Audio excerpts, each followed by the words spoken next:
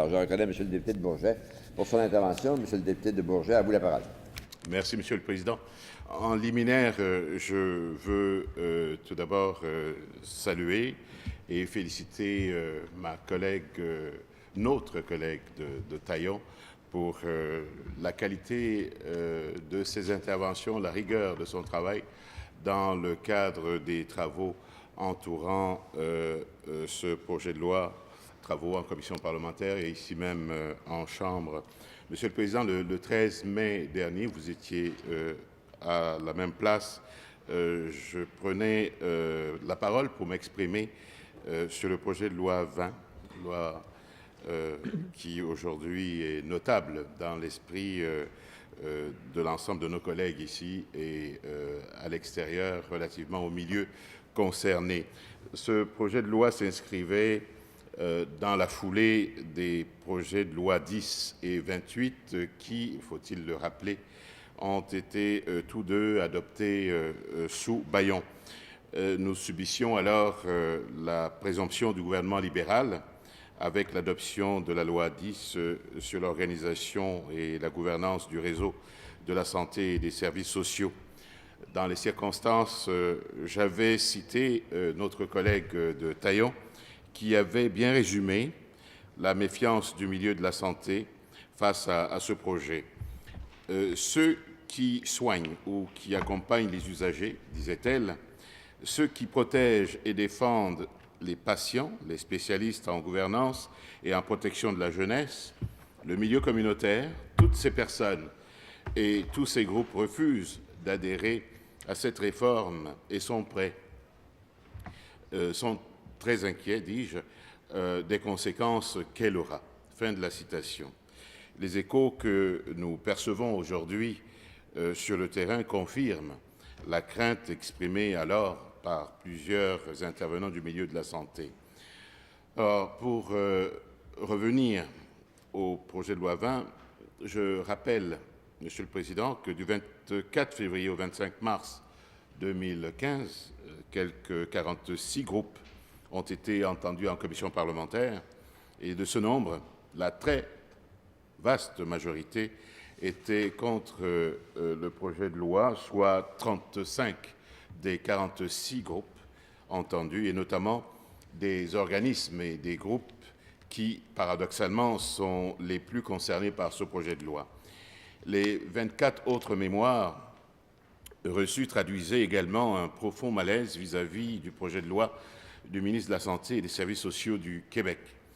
Par la suite, soit le 28 mai, du 28 mai au 28 octobre 2015, plus de 110 heures ont été consacrées à l'étude détaillée, ce qui a donné lieu au dépôt par le ministre de 98 amendements, ce qui, à l'évidence, démontrait sans l'ombre d'un doute que ce projet de loi avait été écrit dans la précipitation, voire l'improvisation la plus totale. Mais ces amendements n'étaient pas la solution à tout. Je donnerai pour exemple la question du financement des frais accessoires, une facture globale aux patients estimée à 50 millions de dollars. Alors que le ministre suggère de légaliser et d'encadrer les frais accessoires en santé, de l'opposition, ici, nous, suggérons plutôt d'y mettre fin. Nous voulons que cesse cette surfacturation aux patients et souhaitons également augmenter les pouvoirs d'enquête et d'inspection de la Régie de l'assurance maladie du Québec. À l'heure actuelle, environ 1000 médecins sur 20 000 que compte le Québec pratiquent la surfacturation, c'est-à-dire qu'ils chargent quelques dizaines à quelques centaines de dollars à des patients pour des services assurés, dispensés en clinique privée, mais qui sont gratuits à l'hôpital. Ce qui représentait à l'origine de légers suppléments inscrits dans une entente auprès des fédérations médicales et pouvant être exceptionnellement facturés aux patients, s'est malheureusement transformé au fil des ans en des frais supplémentaires ou frais accessoires, pour retenir le jargon du milieu de la santé, pour, par exemple, la pose d'un stérilet, l'injection de gouttes oculaires, d'agents anesthésiants en dermatologie ou encore pour l'utilisation d'instruments ou de médicaments requis pour diverses interventions. En fait, la liste s'est allongée de façon importante en cabinet et en clinique médicale. En légalisant et en normalisant cette pratique, le gouvernement libéral va envoyer un signal clair aux 19 000 autres médecins qu'ils peuvent désormais ouvrir ce robinet de revenus supplémentaires. Cette facturation vient contredire encore une fois, Monsieur le Président, les promesses du Premier ministre actuel de ne pas augmenter le fardeau des Québécois, des Québécoises, dis-je, et des Québécois.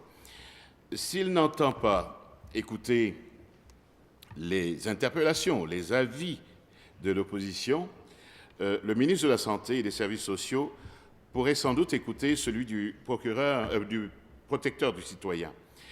Dans un avis très bien documenté, publié le 1er octobre dernier, il y a à peine un mois, et